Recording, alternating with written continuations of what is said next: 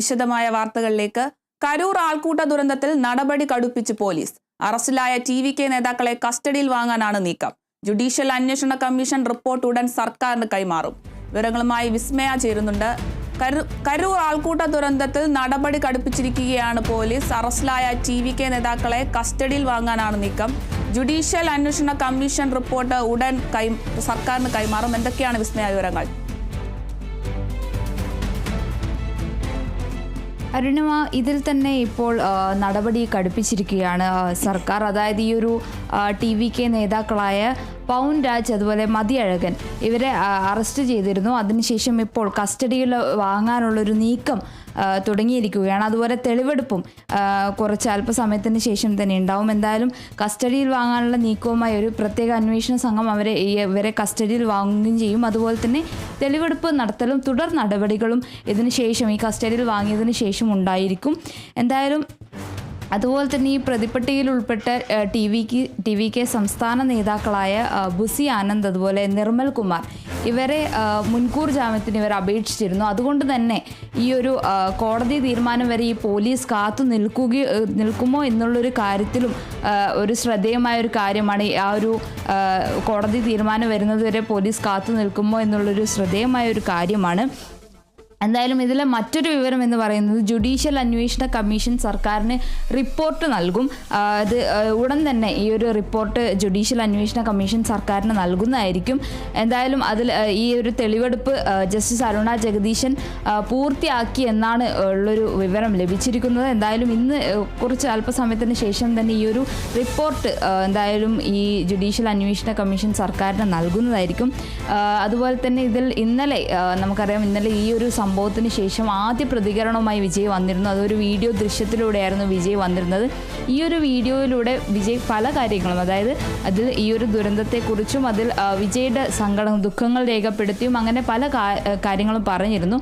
അതിന് ശേഷം, അതായത് വീഡിയോയുടെ അവസാന ഭാഗത്തേക്ക് വരികയാണെങ്കിൽ ഈ ഒരു ദുഃഖം രേഖപ്പെടുത്തിയതിനോടൊപ്പം തന്നെ വിജയ് പറഞ്ഞ മറ്റു കാര്യങ്ങളാണ്. അതായത് ഒരു ഗൂഢാലോചന, അതുപോലെ ഒരു മുന്നറിയിപ്പ് എന്നീ കാര്യങ്ങളൊക്കെ വിജയ് ആ ഒരു വീഡിയോയിലൂടെ പറഞ്ഞിരുന്നു. ആദ്യൊരു പ്രതികരണം എന്ന് പറയുന്നത് ഈ ഒരു ഇത്രയേറെ വേദന തനിക്ക് ഇതുവരെ ഉണ്ടായിട്ടില്ലെന്നും, അല്ലെ താൻ ഇതുവരെ അനുഭവിച്ചിട്ടില്ലെന്നും, അതുപോലെ തന്നെ വളരെ ദുഃഖകരമാണ് ഇത്തരത്തിലൊരു സംഭവം നടക്കുന്നതിൽ താൻ വിഷമിക്കുന്നു, വളരെ ദുഃഖകരമാണെന്നായിരുന്നു ആദ്യം വിജയ് പറഞ്ഞിരുന്നത്. എന്നാൽ വീഡിയോയുടെ അവസാന ഭാഗത്തേക്ക്, ആ ഒരു ദൃശ്യത്തിൻ്റെ അവസാന ഭാഗത്തേക്ക് വരികയാണെങ്കിൽ വിജയ് കുറച്ച് ഗൂഢാലോചന സംശയിക്കുന്ന കുറച്ച് ചോദ്യങ്ങൾ ഉയർത്തിയിരുന്നു. അതുപോലെ തന്നെ MK സ്റ്റാലിനും, തമിഴ്നാട് മുഖ്യമന്ത്രി MK സ്റ്റാലിന് നേരെയും ഒരു മുന്നറിയിപ്പുമായി വിജയ് വന്നിരുന്നു. അതായത് ഞാനിവിടെ വീട്ടിൽ തന്നെയുണ്ട്, നിങ്ങൾ വേണമെങ്കിൽ എന്നെ അറസ്റ്റ് ചെയ്തോളൂ എന്തിനും. അതായത് ഈ ഒരു വീഡിയോ പ്രചരിപ്പിച്ചത് ഉൾപ്പെടെയുള്ള കാര്യങ്ങളിൽ ഈ ഒരു നേതാക്കളെ അടക്കം അല്ലെങ്കിൽ പ്രവർത്തകരെ അടക്കം അറസ്റ്റ് ചെയ്യുന്ന ഒരു സാഹചര്യമുണ്ട്. അപ്പോൾ അതിനുള്ളൊരു മറുപടിയായിരുന്നു നൽകിയിരുന്നത്.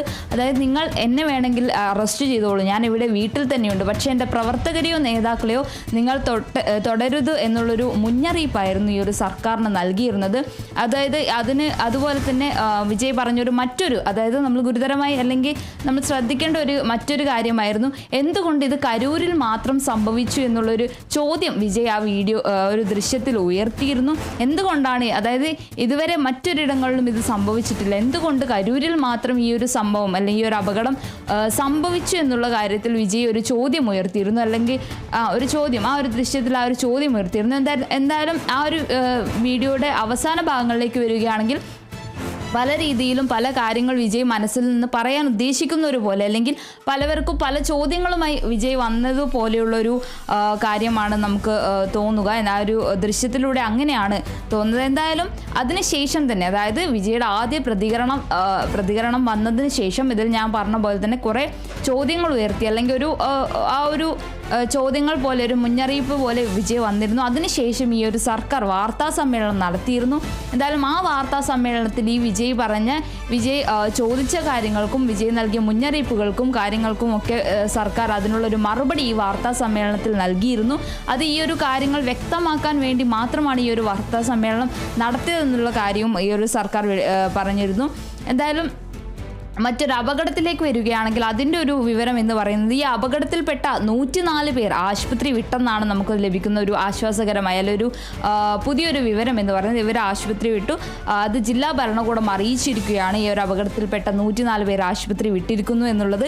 അതുപോലെ തന്നെ 6 പേർ ഇപ്പോൾ നിലവിൽ 6 പേർ ചികിത്സയിൽ തുടരുകയാണ്.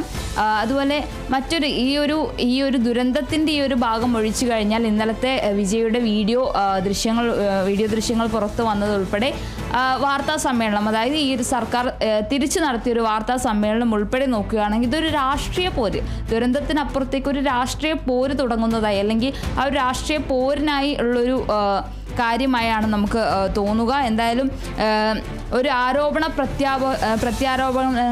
പ്രത്യാരോപണങ്ങളിലേക്കാണ് ഇത് നീങ്ങിക്കൊണ്ടിരിക്കുന്നത്.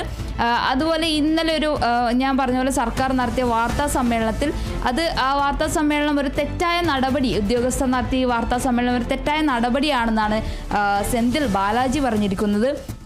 അതുപോലെ ഇവരുടെ വീടുകൾ സന്ദർശിച്ചും അതുപോലെ ആരോപണങ്ങൾ അവഗണിച്ചും ഇപ്പോൾ സെന്തിൽ ബാലാജി ഇവരുടെ വീടുകൾ സന്ദർശിച്ചിട്ടുണ്ട്. അതുപോലെ തന്നെ ഈ ഒരു ആരോപണങ്ങൾ ഇപ്പോൾ നിലവിൽ അവഗണിച്ചിരിക്കുകയാണ് ഈ ഒരു സെന്തിൽ ബാലാജി. എന്തായാലും നിലവിൽ ഈ ഒരു ഞാൻ പറഞ്ഞ പോലെ ഈ ഇവരുടെ കസ്റ്റഡിയിൽ വാങ്ങാനുള്ള നീക്കമാണ് ഇപ്പോൾ പ്രത്യേക അന്വേഷണ സംഘം ആ ഒരു നീക്കമാണ് നടന്നുകൊണ്ടിരിക്കുന്നത്. അതിനുശേഷം തെളിവുകൾ ഉണ്ടാവും. അതുപോലെ തന്നെ ഈ ഒരു ജുഡീഷ്യൽ അന്വേഷണ കമ്മീഷൻ സർക്കാരിന് എന്തായാലും റിപ്പോർട്ട് കൈമാറും. അരുണിമ. ശരി, കരൂർ ആൾക്കൂട്ട ദുരന്തത്തിൽ നടപടി കടുപ്പിച്ചിരിക്കുകയാണ് പോലീസ്. അറസ്റ്റിലായ TVK നേതാക്കളെ കസ്റ്റഡിയിൽ വാങ്ങാനാണ് നീക്കം. ജുഡീഷ്യൽ അന്വേഷണ കമ്മീഷൻ റിപ്പോർട്ട് ഉടൻ സർക്കാരിന് കൈമാറും. വിവരങ്ങൾ നൽകിയത് വിസ്മയ പ്രകാശാണ്.